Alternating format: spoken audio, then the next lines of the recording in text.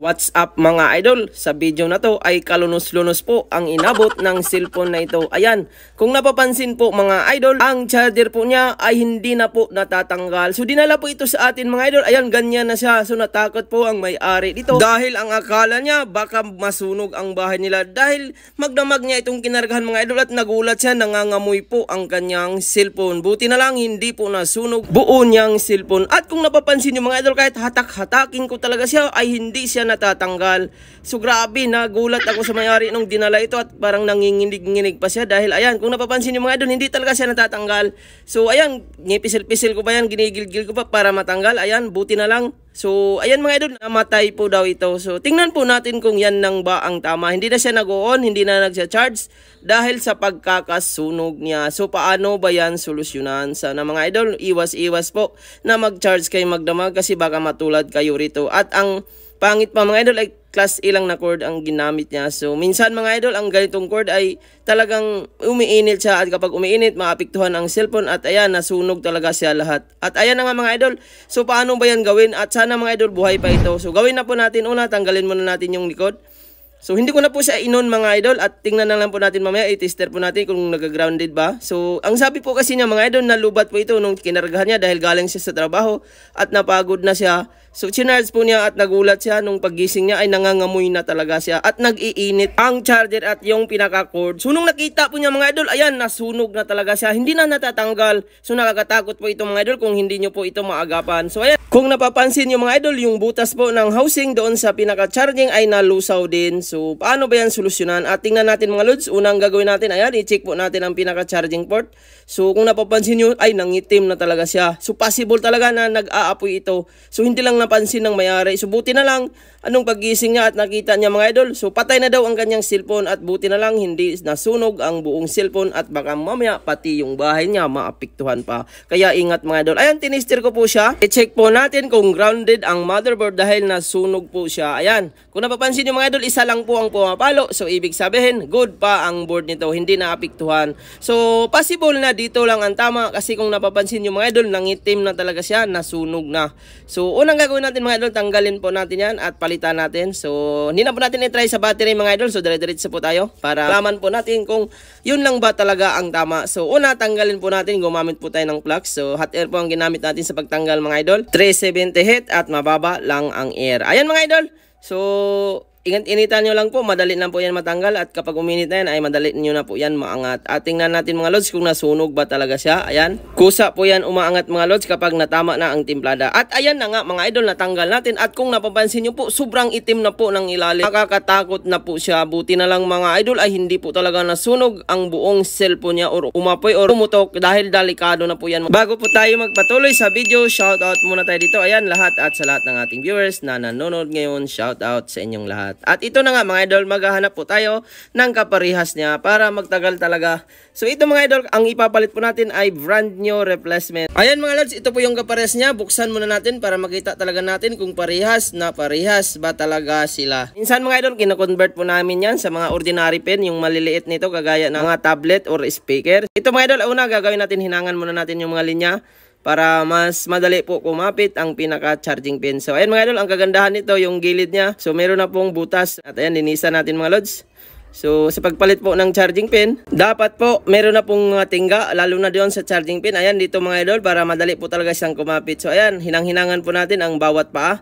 So 7 pins po ito mga idol. So yung dalawang magkakatabi po sa gilid-gilid ay parehas lang po yan. So ayan, so yung dalawa lang kasi ng mga idol, positive at negative yan, yung dalawang mga linya-linya sa mga gilid-gilid. Iisa lang po ang polarity. Ayan mga idol, hinang na po natin. So una, ang hinangan po natin yung pinakagilid. Ayan, mag-apply muna tayo ng flux. Saka po natin ihinang ang tingga. At ayan na nga mga idol, kumapit na po ang pinakatingga. So ayan, kahit hawakan naman po natin yan mga idol, hindi po yan mainit. So mag-apply po tayo ng tingga sa mga gilid-gilid, dalawa. So yun po yung nagsisilbing puwersa kapag nababagsak ay meron po siyang hinang sa gilid-gilid. At ayan na nga mga idol, so hinangan po natin ang bawat paa. So yung nakadikit mga idol, yan, kung napapansin niyo yung dalawang nasa gilid niyan ay isa-isa lang po ang polarity, positive at ground.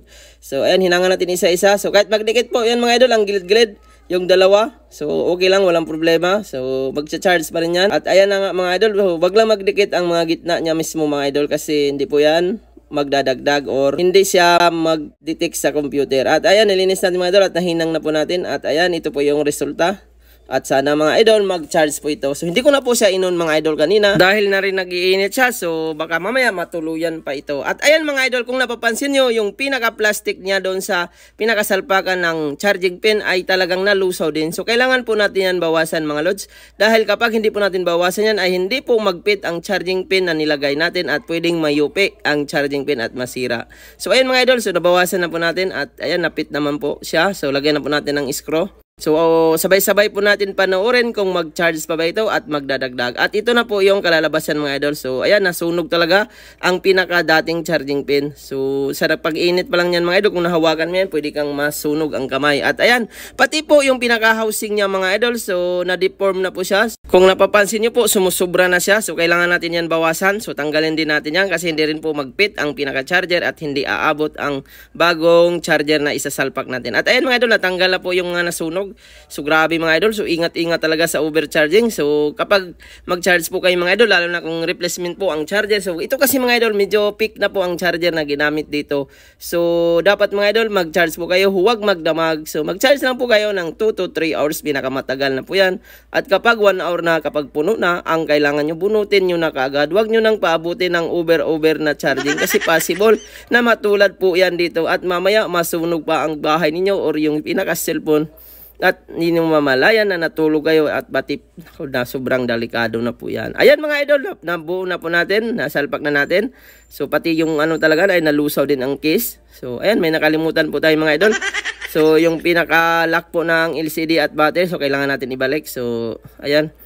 Kasi iwas-iwas ba yan kapag nababagsak ay hindi umaangat ang battery at pati LCD. At kulang din ang mga screw pala nito mga idol. So, 2 screw ang kulang. So, ayan, ilibre na lang po natin yan para mag-normal na po ito lahat at wala na pong sakit sa ulo ng may-ari. At matuwa naman yung may-ari. So, taga-Kulugar ko lang po ang may-ari nito mga idol.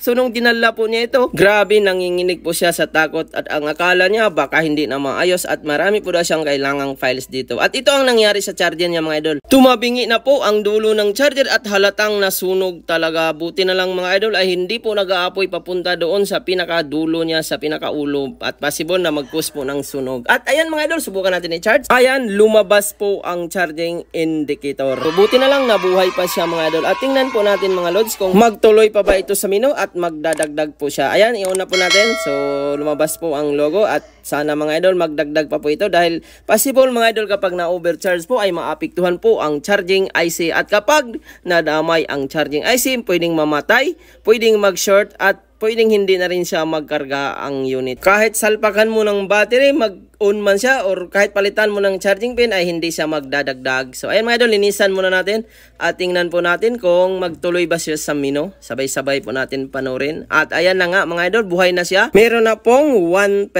Pinaka-charging percentage, yung kidlat lumabas. So ito po yung kalalabasan mga idol, yung nasunog kanina. At tingnan po natin yan mga lods kung magdadagdag po ito sa loob po ng ilang minuto. At kahit magdagdag yan ng 1%, mag 2% ay normal na yan. At ayan na nga mga idol, after ilang minuto lang po, ayan, ito po yung kalalabasan. Nag 3% po siya mga idol. Wala pa pong 5 minutes. So ibig sabihin, normal na po ang paggawa natin. Yun lang talaga ang naapektuhan.